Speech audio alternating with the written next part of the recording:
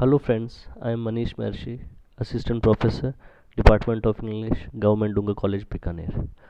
Today in this video, we will discuss the poem The Wind Hoover by Gerard Manley Hopkins. Gerard Manley Hopkins, born in 20, on 28th July 1844 and he died on 8th June 1889, was an English poet and Jesuit priest whose posthumous fame established him among the leading Victorian poets.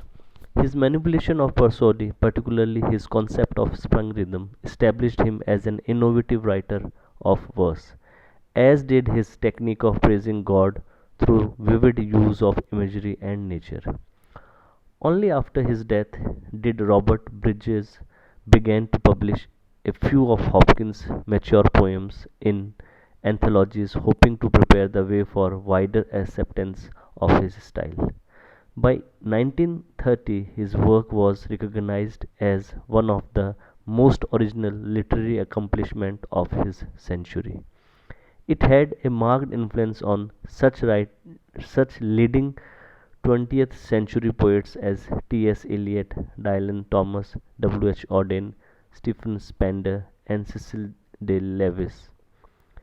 Much of Hopkins' historical importance has to do with the changes he brought to the form of poetry, which ran contrary to the conventional idea of meter. Prior to Hopkins, most Middle English and Modern English poetry was based on a rhythmic structure inherited from the Norman side of the English literary heritage. Hopkins called his own rhythmic structure sprung rhythm.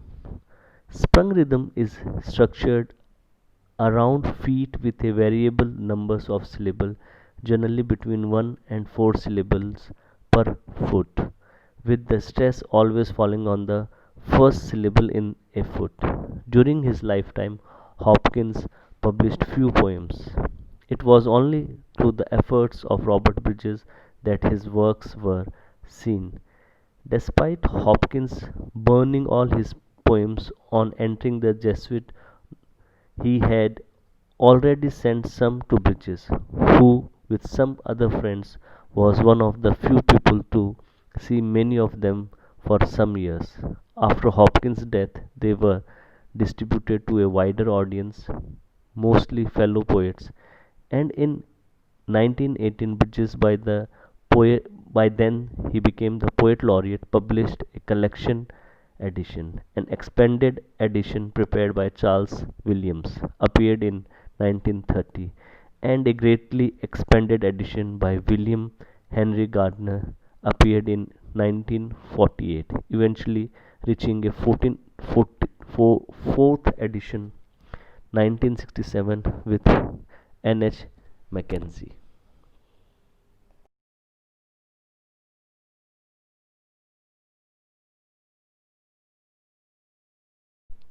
Now, first, I will read out the text and then we will discuss what Hopkins wishes to say. To Christ our Lord is another title given to this poem. I caught this morning's minion kingdom of day's lights, dauphin, dappled dawn drawn falcon in his riding. Off the rolling level underneath him, steady air striding. High there, how he rung upon the rein of wimpling wing in his ecstasy, then off forth on swing, as a skate's heel sweeps smooth on a bow bend, the hurl and gliding rebuffed the big wind, my heart in hiding, stirred for a bird, the achieve of the mastery of the thing. Brute beauty and valor and act, oh, air pride plume here, buckle and the fire that breaks from thee then a billion times told lovelier, more dangerous, O my chevalier. No wonder of it, sheer plod makes flow down Cillian, shine and blue bleaks embers, ah my dear, fall, gall themselves and gash gold vermilion.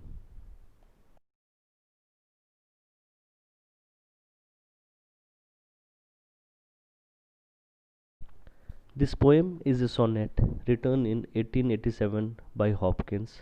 He dedicated this sonnet to Christ. In this poem, the speaker recounts the awe inspiring sight of a celestial, a windhover, soaring through the air in search of prey. The speaker is deeply moved by the bird's aerial skill, its ability to both hover in stillness and swoop down with speed, and sees the bird as an expression of the beauty and majesty of God's creation. The poem's octet, the first 8 lines, concentrates primarily on the bird, while the sestet, the second and final section of the poem, discusses the creature in a wide religious context. The speaker ultimately stresses that such beauty is, in fact, no wonder, because all of God's creation is divinely beautiful.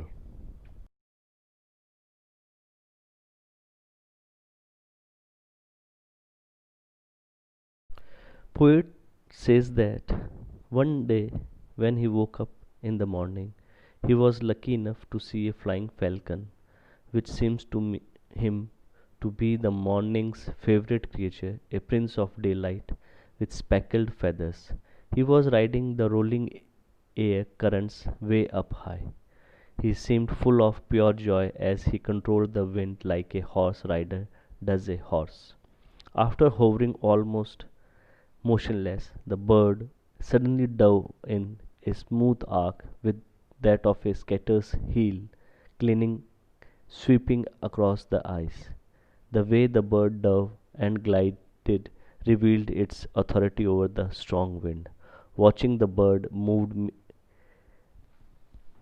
the poet profoundly, the bird's flight evidence of its sheer mastery and achievement.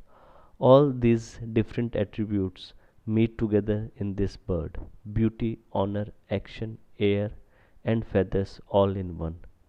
But your fire, Christ, burns even more brightly, powerful, and beautiful. O Christ, my knight is shining armor. The bird was nothing special when you really think about it. Even hard and boring work like plowing a field makes the upturned soil glitter and shine beautiful. And hot coals fallen from a fire, my Lord, break open to reveal their beautiful red and golden colors.